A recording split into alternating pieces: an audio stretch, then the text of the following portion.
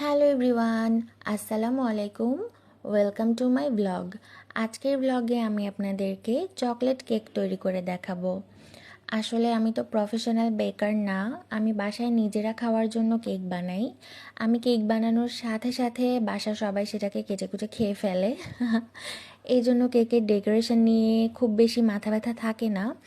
আপনারা অনেকেই হয়তো আমার চেয়েও অনেক বেশি ভালো কেক বানান আমি জানি, তাই আমার ভুল ত্রুটি ক্ষমা সুন্দর দৃষ্টিতে দেখার অনুরোধ রইল। তাই বেশি কথা না বাড়িয়ে চলুন মূল ভিডিওতে যাওয়া যাক।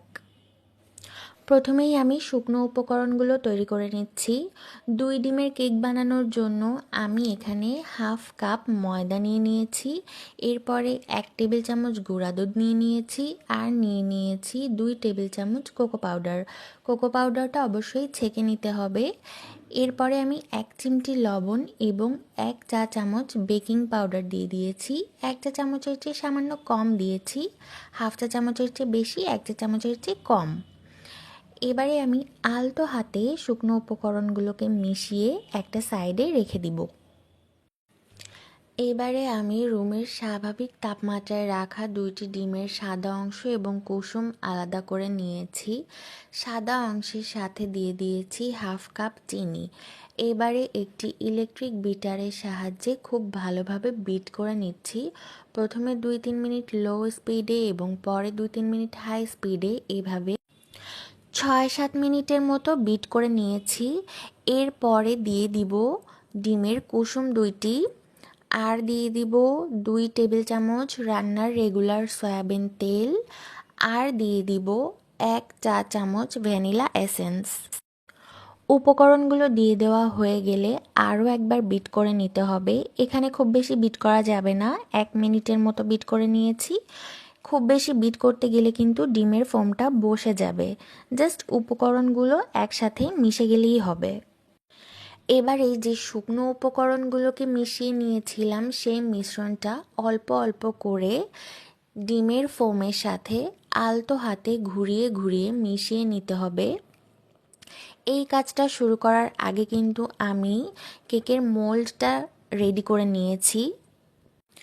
একটা 7 ইঞ্চি মোল্ডের ভেতরে আমি প্রথমে তেল ব্রাশ করে নিয়েছি, এরপরে সাদা কাগজ কেটে কেটে সেটা আটকে নিয়েছি।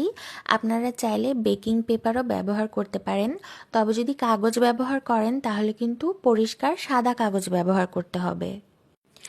এভাবে 2 বারে আমি পুরো মিশ্রণটিকে মিশিয়ে নিব।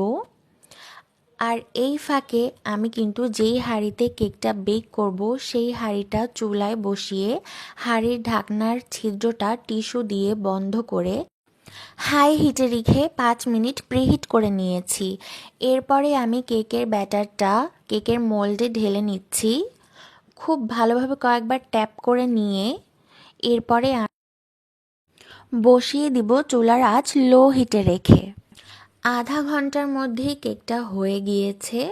আমি একটা টুথপিক দিয়ে চেক করে নিয়েছিলাম, টুথপিকটা পরিষ্কার বের হয়েছে, তার মানে কেকটা খুব ভালোভাবে বেক হয়েছে। কেকটাকে একটু ঠান্ডা করে নেওয়ার পরে আমি কেকটাকে মোল্ড আউট করে নিব। দেখুন কি সুন্দর সফট কেক তৈরি হয়েছে। কেকটা পুরোপুরি ঠান্ডা হয়ে গেলে আমি 3 ভাগে কেটে ভাগ করে নিয়েছি। এবারে চকলেট গানাশ তৈরি করে নিব। এর জন্য আমি ডার্ক চকলেট একটি গ্রেটারের সাহায্যে গ্রেট করে নিয়েছি।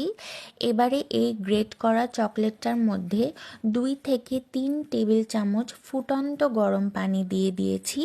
গরম পানি দিলেই চকলেটটা গলে খুব সুন্দর একটি গানাশ তৈরি হয়ে যাবে। এখন আমি সুগার সিরাপটাও তৈরি করে নিব। এর জন্য আমি 4 চা চামচ চিনি 4 চা চামচ পানির সাথে খুব ভালোভাবে মিশিয়ে নিয়েছি।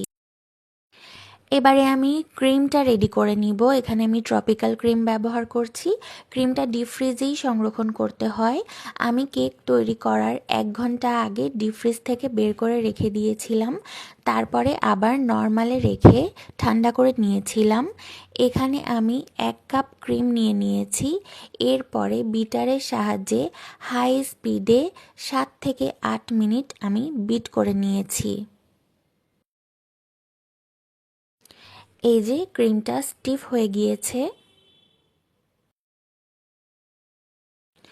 এবারে আমি যেই প্লেটটার উপর ডেকোরেশন করব সেখানে কিছুটা ক্রিম লাগিয়ে নিয়েছি। এরপরে কেকের একটা ভাগ দিয়ে দিয়েছি।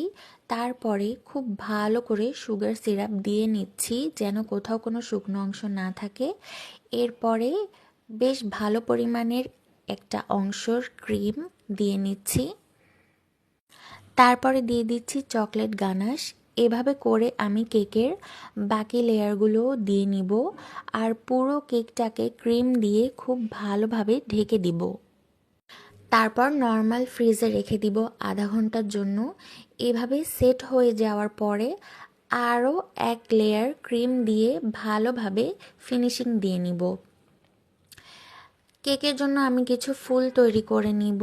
এর জন্য আমি পাইপিং ব্যাগের ভেতরে কিছু ক্রিম নিয়ে নিয়েছি আর আমি পার্পল কালারের ফুল তৈরি করব। এর জন্য পার্পল জেল কালার ইউজ করেছি। আমি ফুল তৈরিতে 2D নজেল ব্যবহার করেছি। এবারে আমি একটি পাইপিং ব্যাগের ভেতরে কিছুটা চকলেট গানাশ নিয়ে নিয়েছি। এখানে লেখার জন্য কিন্তু কোনো নজেল ব্যবহার করছি না, জাস্ট পাইপিং ব্যাগের মুখটা খুব চিকন করে কেটে নিয়েছি। আমি কিন্তু লেখাতে একেবারেই অভ্যস্ত না, আপনারা দেখেই বুঝতে পারছেন।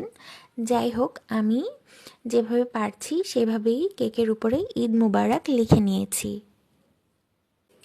এই তো কেক তৈরি হয়ে যাওয়ার সাথে সাথেই আমরা সেটাকে কেটে খুব মজা করে খেয়ে নিয়েছিলাম। আপনাদের কেমন লাগলো জানাবেন। ব্লগ এখানেই শেষ করছি। আল্লাহ হাফিজ।